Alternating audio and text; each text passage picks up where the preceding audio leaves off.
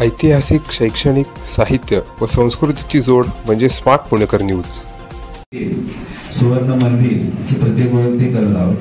याचं सर्वात महत्त्वाचं कारण म्हणजे यावर्षी 555वी गुरु नानक जयंती आहे आणि त्यांना स्मरून आपण ही एक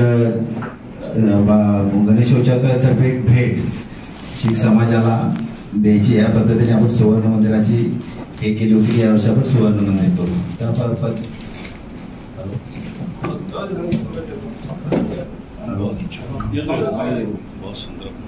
त्याप्रमाणे मागच्या वर्षी आपण याची घोषणा पण केली आणि त्याप्रमाणे मंडळाची तयारी पण चालू झाली.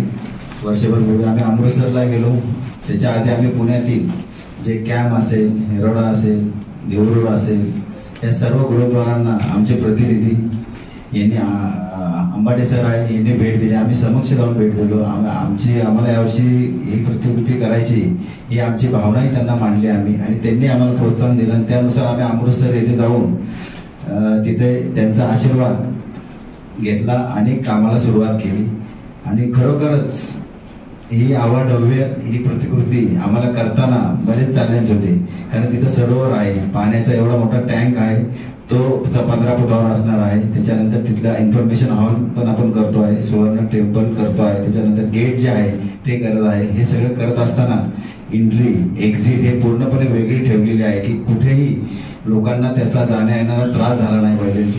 लहान मुलापासून वृद्धांना त्याचं दर्शन घेताना आनंद घेता आला पाहिजे. जसं आपण मंदिरात जर दर्शन घेतल्यानंतर सरोवराला चारही बाजूनी आपण राऊंड मारतो आणि जो आनंद घेतो, जो शांती घेतो, तो छत्रपती राजाराम मंडळाची या गणेशोत्सवातून हे आहे की कुठली प्रतिकृती करत असताना प्रत्येकाला या एवढ्या धगधगीच्या जीवनात थोडी शांती मिळावी, समाधान मिळावं, उत्साह. आपण आता काही स्वातंत्र्यासाठी उत्सव नाही, पण हा सुरुवात स्वातंत्र्यासाठीच केला होता. भाऊसाहेब रंगारेंनी याची मुहूर्तमेढ केली होती आणि गणपती गोपाळ जाधव हे संस्थापक आहे छत्रपती राजाराम मंडळाचे आणि त्यांच्यात आशीर्वादाने आणि प्रेरणेने छत्रपती राजाराम मंडळ 21व्या शतकात काय केलं पाहिजे, संस्कार आणि परंपरा टिकवता आली पाहिजे या उद्देशाने की कितीही आपण एज्युकेट झालो, काही झालो तरी आपलं मूळ जे हिंदू समाजाचं आहे हे आपलं विसरलो नाही पाहिजे. या दृष्टीने आपण वेगवेगळ्या प्रतिकृती करून तिथं जो पारंपरिक पद्धतीने जो तिथं दिनचर्या असते तो प्रत्येक गोष्ट आपण करण्याचा प्रयत्न करतो. आजही मला आठवणीने सांगूशी वाटतं ना अधिकाऱ्यांनी सांगूशी वाटतं की आपण शिर्डीत जरी गेलो तर सगळ्यांचं लक्ष बाबांकडे असतं, दगडूशेठला गेलो तर ते गणपतीकडे असतं. तसं याच्यात मंदिरात जरी गेलो सुवर्ण टेम्पल तर सगळ्यांचं लक्ष हे त्या आत असतं. याच्यात आपलं श्री गुरु ग्रंथालय असतं, पण त्याचे डिटेलिंग माझ्या मते बऱ्याच कमी लोकांना माहिती असेल की इथे हे डिटेलिंग आहे. बरोबर. कारण ते डिटेलिंग आपण दाखवण्याचा प्रयत्न करतो या माध्यमातून की प्रत्येक ह्याच्यात देवस्थानाच्या किंवा प्रतिकृतीमध्ये काय डिटेलिंग आहे. जसं एक आम्ही जेजुरी गेलो होतो, जेजुरीमध्ये 1.5 पायरी आहे. शिवाजी महाराज आणि हे शहाजी महाराज पहिल्यांदा भेटले होते 1.5 पायरी, फार कमी लोकांना माहिती आहे. तसंच शिर्डीतलं साईबाबा पहिले जर शिर्डीमध्ये आले तर कुठे आले होते, खंडोबा देवळात आले होते, ते कुठं बसले होते, ते 5 लोक जे आहे लक्ष्मीबाई असेल ते नाणी कुणाकडे आहे, ह्या इतके डिटेलिंग मध्ये आपण जातो की ज्याचा सर्व लोकांना बोध होतो की बाबा नक्की हे तीर्थक्षेत्र का पवित्र आहे, त्याला का मानलं जातं आणि ते आपण तो दाखवण्याचा प्रयत्न करतो. त्या भावनेतून सगळे कार्यकर्ते असतील आणि त्या तीर्थक्षेत्रातील लोकही आम्हाला जॉईन होतात न कळत त्यांच्या आशीर्वादाने. शेगाव केलं तर शेगावची टीम सकाळी 4 वाजल्यापासून आमच्याबरोबर होती.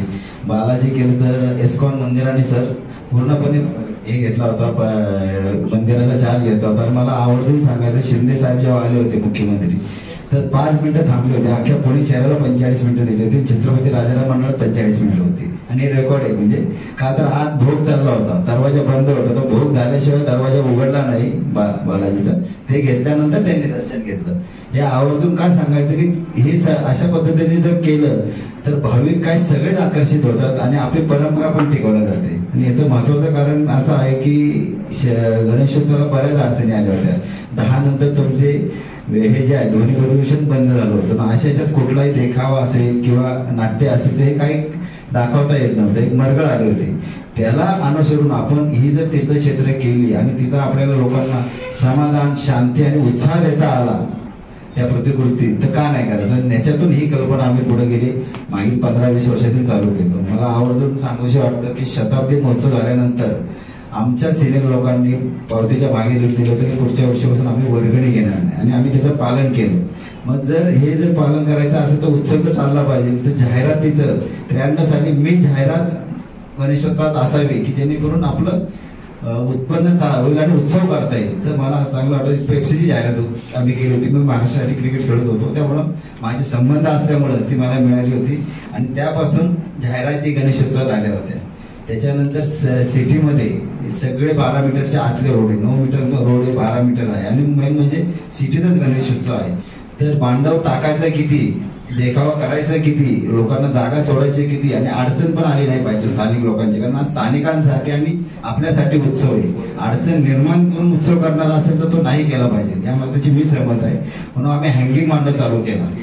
साधारण हँगिंग मांडव आम्ही आजपासून 24-25 वर्षापासून हँगिंग मांडव चालू केला. तोही बऱ्याच मंडळांनी त्याचं अनुकरण केलं. त्याच्यानंतर 2016ला आम्ही हे हिरकणी कक्ष चालू केला की जर महिला येतात त्यांना स्तनपानी करण्यासाठी बाळासाठी जागा नसते तर आपण आपलं रूम देतो. तिथं प्रॉपर तिथं डायपर वगैरे सगळं असतं. ते आपण चालू केलं. आपण चालू केल्यानंतर तुळजापूर, जेजूर या सगळीकडे त्याच्यानंतर हिरकणी कक्ष झाला. त्यामुळे तोही आम्हाला सांगायला अभिमान वाटतो की उत्सव करत असताना की कितीही काळ बदलला तर काळानुसार आम्ही उत्सव पण बदलत आहोत. पण मूळ जे आहे ते कुठेही उत्सवात स्थानिक असून दे किंवा परकीय लोक कुणी आली तर त्यांना अडचण येणार नाही याची पूर्णपणे छत्रपती राजाराम मंडळ दखल घेतं. त्यानंतर मांडव आपण कुठलाही मांडव केला तर खड्डे पाडावं लागतात. तर आपण फळ्यांचा मांडव पुणे शहरात आणला आणि त्याच्यावर आपण हे सगळं डेकोरेशन करतो. तर कुठेही खड्डे नसतात आपल्या मांडवावर. आणि माझं चॅलेंज एक जरी खड्डा दाखवला तरी आम्ही नक्की माफी मागू सगळ्यांची. तर एकही खड्डा आपल्या मांडवात तिथे नसतो. तर हे पण आपण तिथं आणलं. त्याच्यानंतर 24 तास 10 दिवस अँब्युलन्स असते. कारण विसर्जन मिरवणूक असून ते गौरी गणपती आल्यानंतर कुठलीही अँब्युलन्स आत येताना अडचण होते. तर आपली 24 तास अँब्युलन्स आणि डॉक्टर असतात.